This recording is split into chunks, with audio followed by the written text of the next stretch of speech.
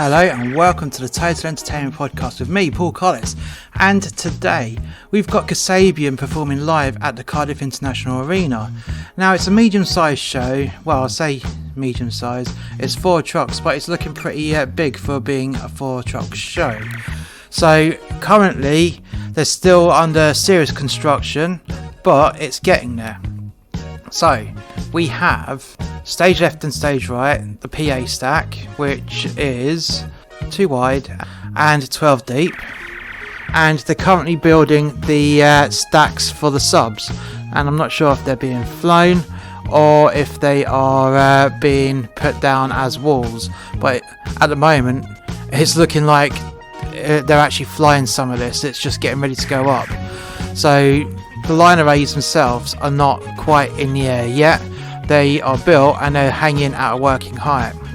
And yes, they've got a line array of subs which are going to get flown. Eventually, it's going up to a working height now. They're just testing to see if it's all been bolted together correctly, and they are 3 wide and 6 deep.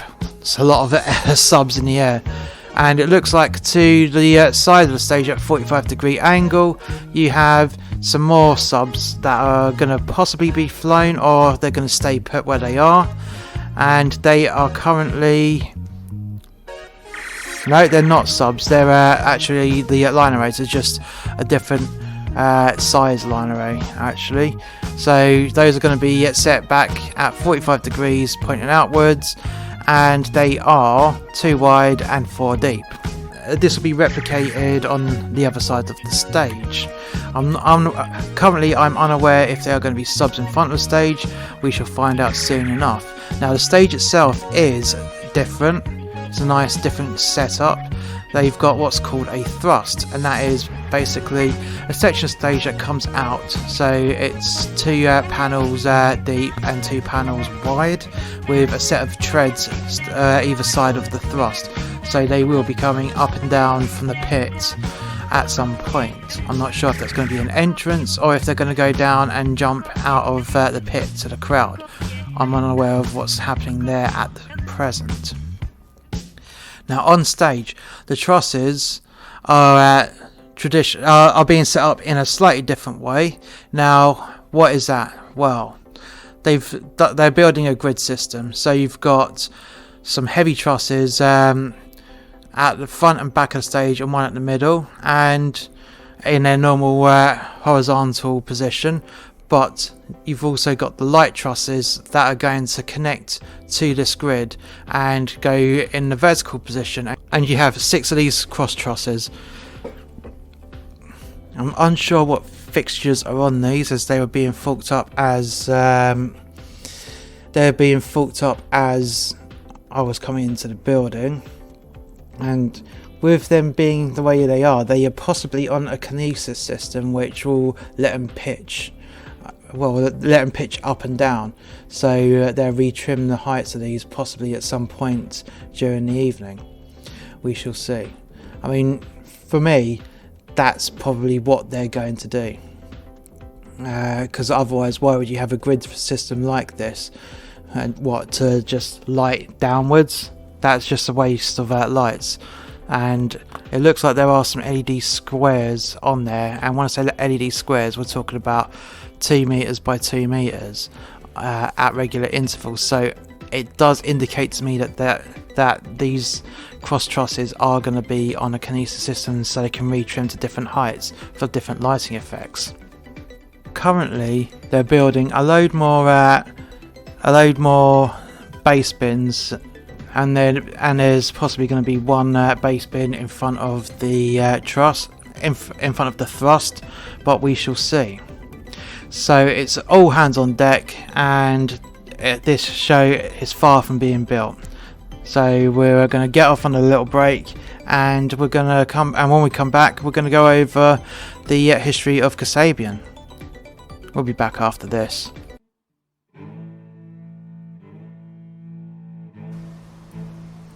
So not only does Master X Media have a series of podcasts, but we also have a series of books. The first book is actually 2 books, it's Volume 1 and Volume 2, of A Tribute to Working at Sea. The best fiction is based on truth. This is a compilation of short stories, rants and poems loosely based on the author's experience at working on a cruise ship. Some of these stories are based on actual events but highly exaggerated, whilst other stories are pure fiction. The title of the book, A Tribute To, is fitting with the tone of the book because, like a tribute act, it is a blatant altered reality where you can enjoy it knowing it's not quite the truth. There are themes of alcoholism which used to be highly prevalent within workers in the cruise industry, as well as stories with a sexual nature. So sit down, relax and enjoy the ride of A Tribute to Working at Sea Volumes 1 and 2. All of these books are available on Amazon and are available in paperback and on Kindle, and the links for all of these books are in the description below. So Kasabian are an English rock band formed in Leicester in 1997 by lead vocalist Tom Megan and guitarist and occasional vocalist Sergio Pizzorno, guitarist Chris Karloff and bassist Chris Edwards. Drummer Ian Matthews joined in 2004. Karloff left the band in 2006 and founded a new band called Black Oasis. Jay Mailer joined as touring lead guitarist in 2006, leaving for Liam Gallagher's Beardy Eye in 2013, to then be replaced by Tim Carter, who later became a full-time band member in 2021. Megan left the band in July 2020, with Pizzorno stepping up as full-time lead vocalist. In 2010 and 2014, Kasabian won the Q Awards for Best Act in the World Today, whilst they are also named as Best Live Act at the 2014 Q Awards and the 2007 and 2018 NME Awards. The band's music is often described as indie rock, but Pizzorno said he hates indie bands and does not feel Kasabian fit into that category. Kasabian have released 7 studio albums, so that was Kasabian in 2004, Empire in 2006, West Rider Pauper Lunatic Asylum in 2009, Velociraptor! In 2011, 4813, I'd assume that's a time, in 2014, Crying Out Loud in 2017, and The Alchemist's Euphoria in 2022. The band's music has been described as a mixture between the Stone Roses and Primal Scream, with the swagger of Oasis. Their music has won them several awards and recognition in the media, including a Brit Award in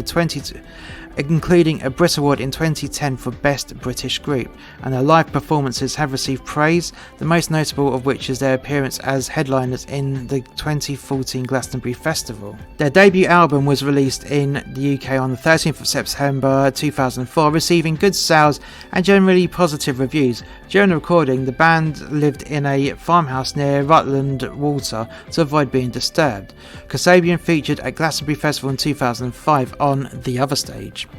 Despite having 2 prior single releases, with debut single Processed Beats and the lead single Reason is Treason, it was their 3rd single release, Clubfoot, that gave Kasabian the success in the UK singles chart.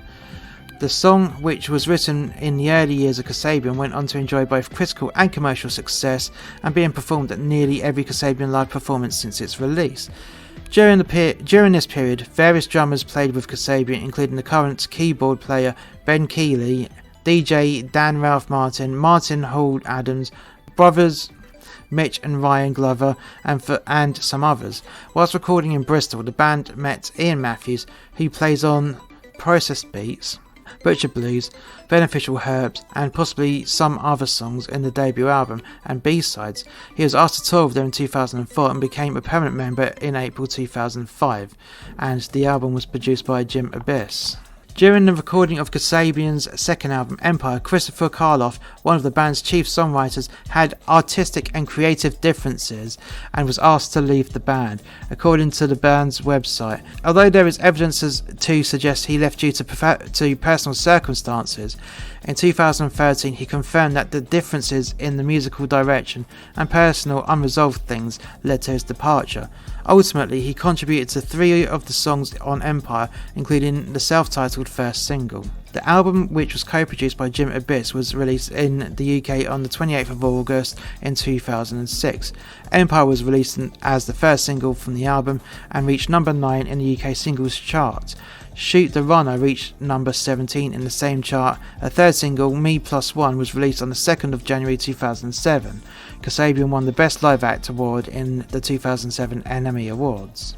So the current members in today's show are Sergio Pizzorno, Chris Edwards, Ian Matthews, Tim Carter, and the touring musicians with them to help support the band are Robert Harvey and Gary Ellsbrook. And former members are Christopher Chris Karloff and Ton Megan. And former session and touring musicians are Jason J. Mailer, Ben Keeley, Ryan Glover, Mitch Glover, Daniel Dan Ralph Martin, and Martin Hall Adams. Right, so now we've had a bit of a Kasabian, we're going to go straight on to the supporting artists, who are the Lavins. We'll be back after this. The War of Carnarvon Crescent by Paul Collis from Monster X Media. When a neighbourhood dispute explodes into an all-out war. So Chaz Bruford, his wife Ellie and their young daughter Aurora move into Carnarvon Crescent. They soon become aware of the troublesome next door neighbour who makes a point of living in her house for over 50 years. From the moment Chaz arrived and began to unload, his new neighbour takes an instant disliking to him, and she goes out of her way to make Chaz and his family feel unwelcome. The animosity quickly spirals out of control from both parties, and the mutual respect gets lowered right into the gutter from the outset. Chaz comes to realise that this is not just any war, it is a neighbourhood war to end all wars. This book is available to buy on Amazon, and this book is available on hardback, paperback and Kindle. This book is pure fiction and should not be used as a user manual.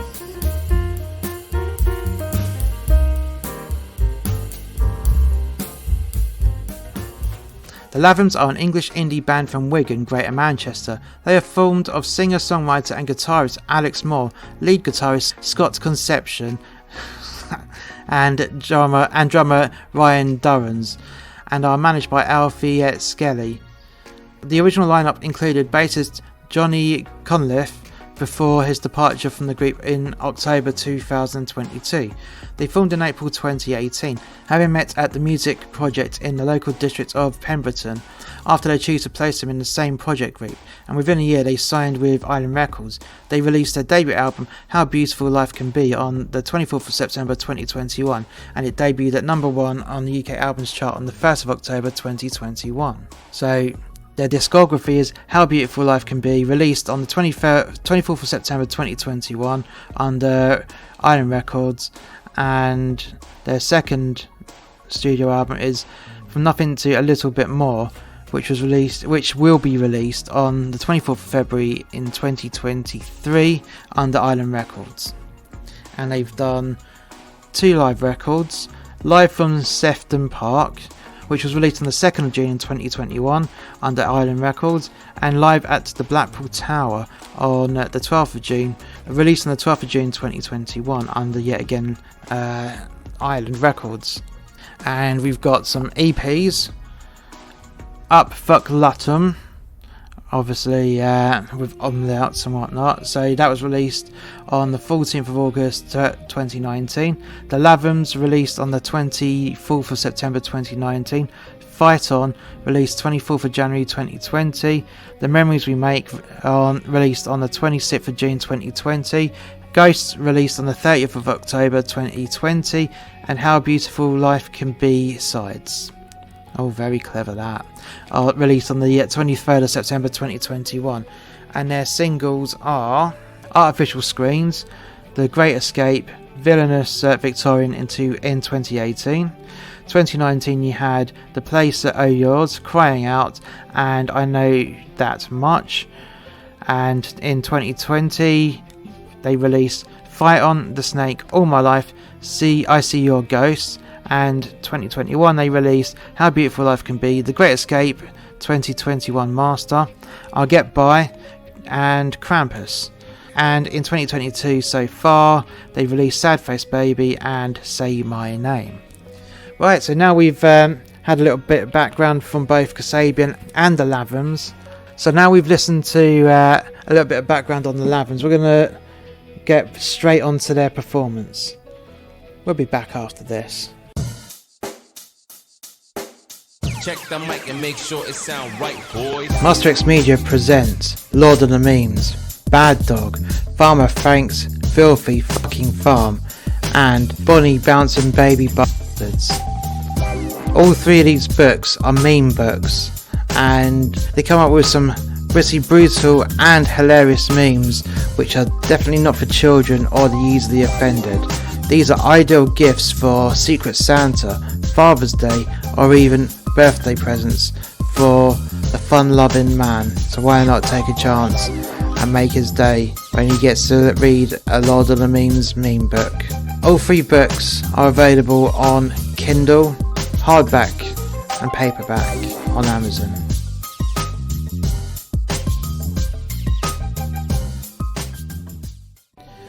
So they've quite literally just powered up the trusses just that are above the stage, so the vertical trusses. They've not done a kinesis test yet. Well, I hope it's a kinesis system.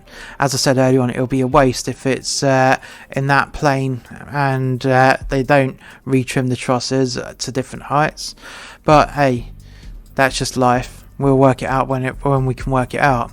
But they've powered up these lights and they're all working. They're flashing through. And I was right about the subs at the front of the stage, although they are 3 wide at the front of the stage and they are not in front of the thruster section just yet. Other than that, there's still a lot of construction going on. They've got some more big truss boxes. I'd say truss boxes. They are big frames of lights which are 3 squares high, and they'll probably be built together. Not sure what's going on with those. They've got a handful of moving lights and some strobe flood units, and that's about it. And those are going to obviously get faults on. They are currently building front of house 1, so there is a front of house truss with some strobe flood units and some LED wash units. And I would assume that the LED wash units will do the face light at the front of the stage. The strobe flood units are going to be used to light the audience, and there's also, I believe, a couple of mold phasers on there as well. So this will be quite interesting to look at. We'll be back after this. Anthology of Rage by Paul Collis from Master X Media. Anthology of Rage is split into 4 distinct sections. Each section was originally supposed to become a book in their own rights, but unfortunately the author never got round to finishing each project. He did feel though that these pieces of work were too good just to be forgotten about on his hard drive, and decided to put them all together in this anthology. Section 1 is a continuation of a tribute to Working at Sea, which with the last 7 short stories written from the collection that didn't quite make volume 1 and 2, but were too good to be left unpublished. Section 2. Not quite short stories, but more rants that could be seen to be short stories about Christmas. Section 3. Monologues from the twisted mind of the author. And Section 4 are poems based on the life experiences of the author. So a nice little eclectic mix of short stories and poems. Very interesting read, and if you like anger, this is a book for you. This book is available on paperback, hardback and ebook format on Amazon.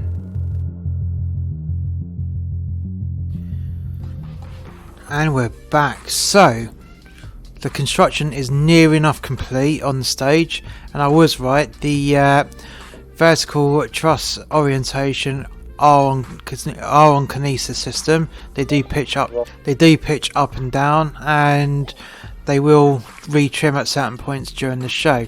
At the back of the stage, these strange box things are now in position, and they are in an organised pattern. So you got stage left and stage right, one that looks like a pyramid, so 3 blocks by 2 with 2 blocks and 1 block, and you've got a couple of single 3-tiered ones in the middle, and that's about it really. I'm sure once all switched on and powered up and going, that it's going to look quite good actually. So basically they don't need a screen behind, that's just there to do something interesting. And these boxes have the same LED strips that the vertical truss has in their boxes, in the same dimensions as well.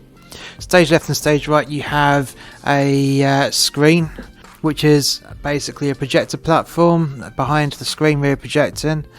And I'm unsure as what's going on the screen, probably a close-up of the front man when they're performing. We're still waiting for more of these subs to go in. I'm not sure if they are actually going to hang in the front of the house. I'm not sure just yet. They are wheeling a load around here and there, but that I'll have to update later on. And we're still waiting for the front of house bar to go up, but it's nearly there, so it's not going to take too much more longer to get the build finished. There we go, they've moved that PA stack to stage right, so it's nearly there, nearly there. We'll be back after this. A tribute to men that hate their jobs is a brutal but witty portrayal of working a job you hate. In this podcast, there are themes explored in which happy workers simply wouldn't understand unless they listened to these cautionary tales from a man that lost his ideal job because of the global pandemic. Be warned that this podcast contains strong, offensive language that some listeners may not want to hear. In addition, this podcast is definitely not recommended for younger audiences. The links for this is in the description below.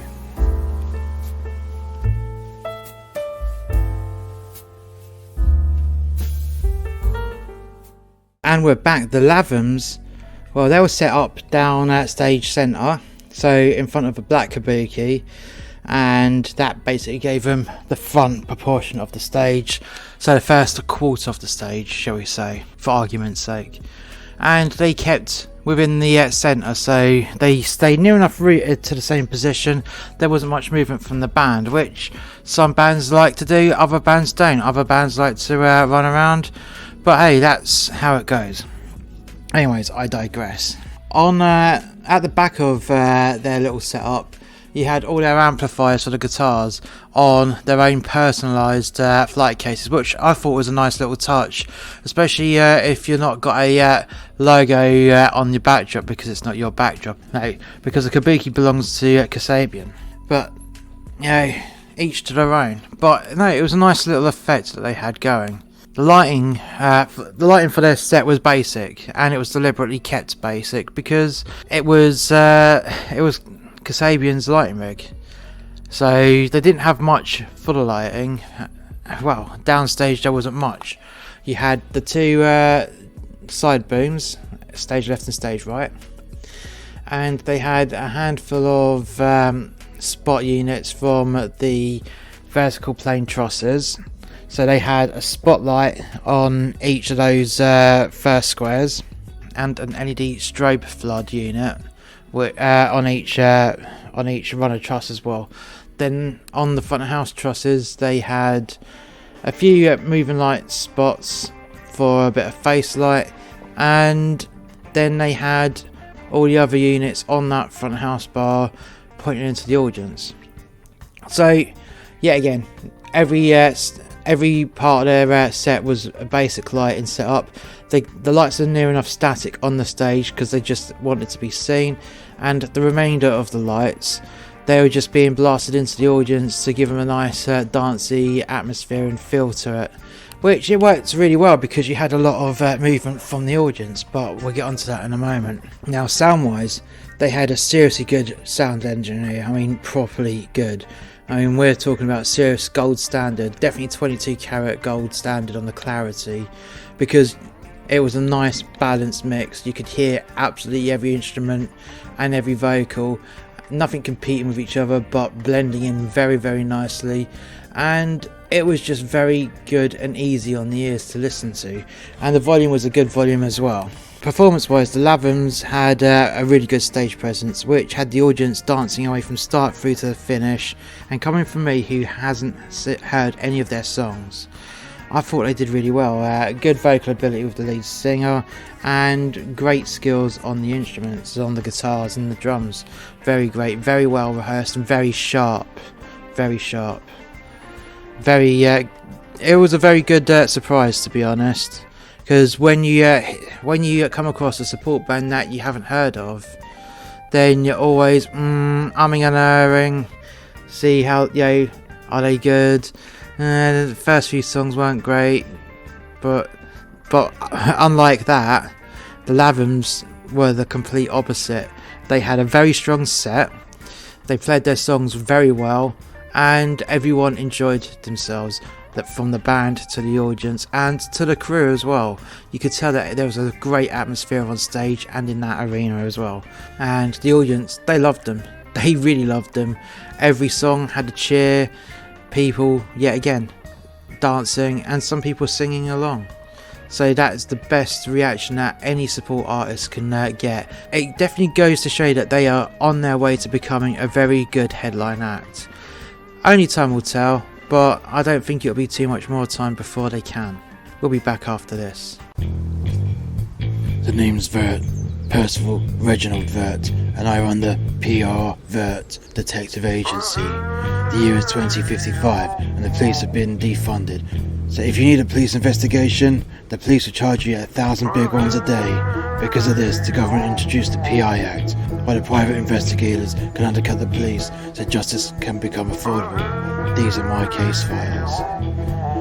Percival Vert is no hero. He is a low-life scumbag and the full embodiment of how not to be a man. He cheats his way into getting work, he objectifies women, and is quite a disgusting human being, if you can even call him that.